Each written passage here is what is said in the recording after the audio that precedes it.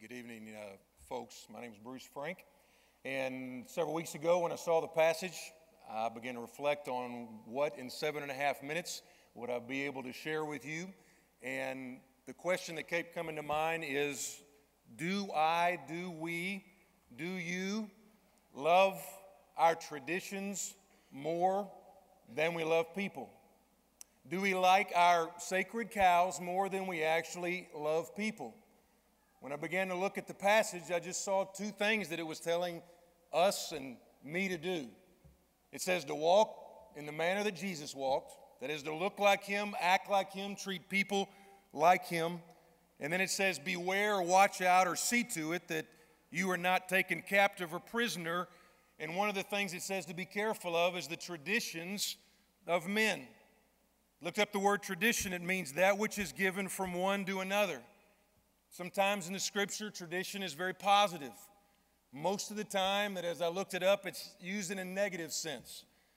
Almost exclusively when it came to Jesus and tradition, it was in the negative sense. It was done with a lot of conflict. One of the main areas is when Jesus and the religious leaders would get into an argument. One of the areas that they got into an argument was in the idea of tradition. In one place, they got upset with Jesus because he and his disciples didn't ceremonially wash their hands properly. And he made a scathing remark. He said, "These people, they honor me with their lips and their hearts are far from me."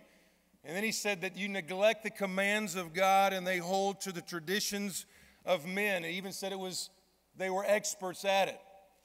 And I want to say this as respectfully and as humbly as I can.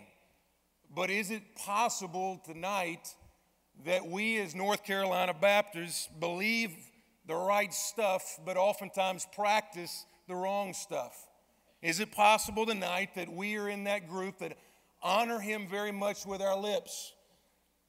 I have no doubt we preach the sermons, we have the right doctrine, we say the right stuff, and not actually walk like Jesus walked. I didn't come to Christ till I was 17, but very shortly, one of the things that became quite obvious getting in the Bible was that Jesus had a tremendous heart for people. As a matter of fact, he walked with people that you and I sometimes think that would not make a good Baptist. As a matter of fact, one of the areas he got in trouble with is he was a friend of sinners. Now, I'm not trying to again be harsh, but the average Southern Baptist church has tremendous doctrine, great doctrine, solid messages. But the typical Baptist church in our state reaches less and less people. We see less and less life change. Those are the facts. If you look and put us on an operating table, many of our churches are reaching less and less people. There are 15 churches in my association alone that are going to have to close their doors in the next year or so simply because for one reason or another, the people are just not there. The facts are we as a congregation, we as a church, we as a convention, we're losing the next generation. We're losing them. We're not reaching them.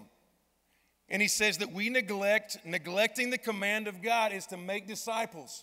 We know that is true. There's no argument about that's what we're supposed to be doing. That's what we're kind of getting rallied for tonight.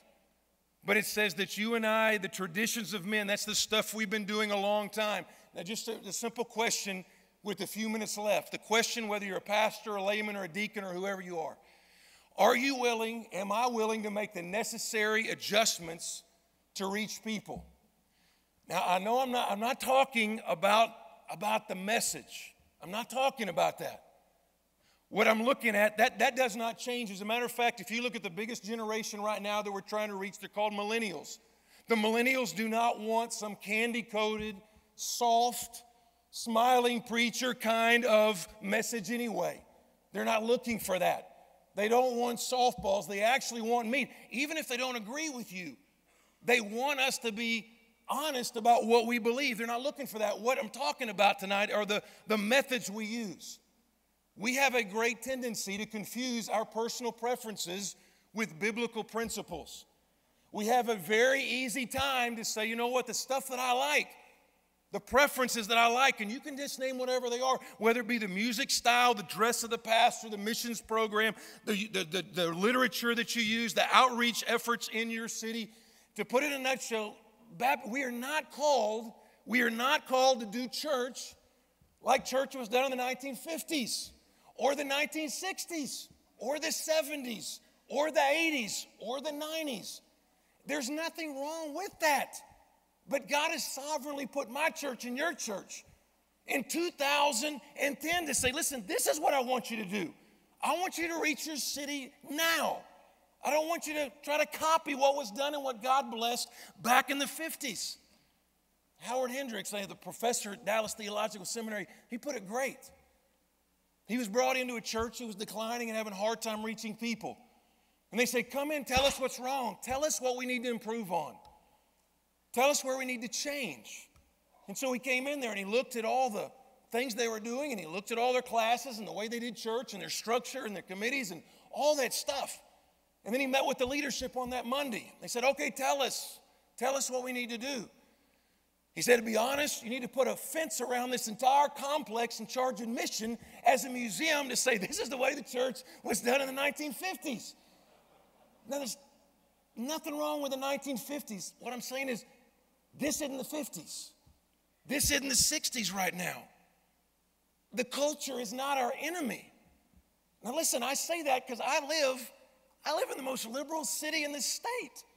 I live in a place where they have bumper stickers that say, keep Asheville weird. I mean, I live in that city.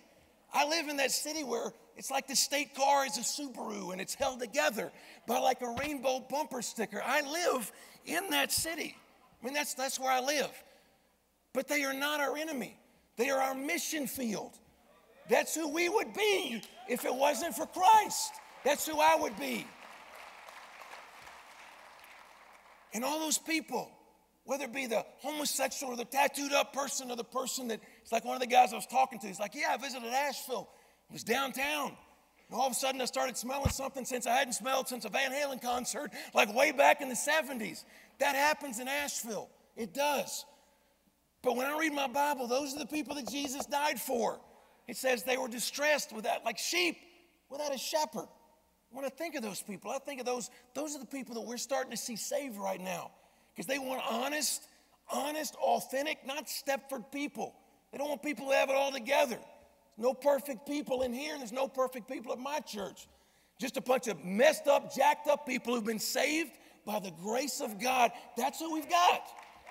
And when they tell us, and when I see people like, I'm like, that's the way I would. But for the grace of God, that would have been me. And when I think about Sam. Think about a guy named Samuel. I saw him Wednesday. But I also saw him like 3 months ago. And 3 months ago, he was witnessed to by one of the landscape guys in our church. Now, Sam was addicted to drugs. His marriage was shot. It was messed up. He wasn't living with his wife anymore. Didn't get to see his 2 little kids, a little boy and a little girl. And Wednesday night, I see him. He's walking along, and he's still got the tattoos. He still looks rough as can be. I wish he was my bodyguard. He had all that good stuff. But there he was, and he had his little boy and his little girl, taking them to Awana. He's taking them, and he's got a Bible in his hand. He's like, where is the doctrine class? I'm like, Sam, it is great. Sam got baptized in the lake like 2 months ago. Sam's changed. That's who we're after. Whether they have a 3-piece suit on, whether it be a $2,000 suit, or whether they just looks like somebody you'd be a little afraid of. Christ loves them. That is not our enemy. That is our mission field. Just a couple questions before I kind of give it over and we pray. Many churches, there's some churches in this room. There's some deacons in this room. There's some pastors in this room.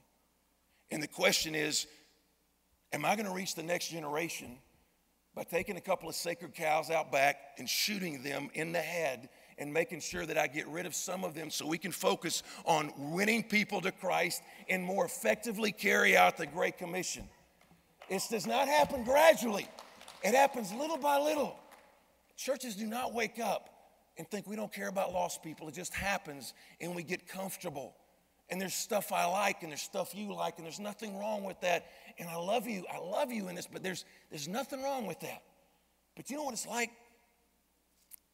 I'm in the mountains, and I came from a tropical climate. So I've only been there 2 years, and I'm still getting used to these mountain winters, I promise. And when it came through Friday, I was in that bed, and it was warm, You know what the warm spot is in your bed? You know where that is. That's like so good. Covers are up. It's a little cold in the house. You like, I'm gonna re-rack over and over and over and over again because it feels good. I've been there 8 hours, and I want to stay there at least a little bit longer because I like it there. I prefer it there. I know if I get up, it's going to be cold, but I get up. I get up. I get up because I got some kids that need some breakfast. I get up because I've got a calling. I get up because I'm going to go out into a city that needs me. I get up because I've got some responsibilities. North Carolina Baptist, please, we've got to understand. There's so many areas in my church and in your church. We've got to get out of that warm spot that we like, and it's comfortable. But God has called us, and we have a responsibility. We've got a calling, and people need us to get up out of that warm spot and go fulfill that calling. God's got great plans for you. There's no reason this next generation is not reached by people just like us in this room. God bless you.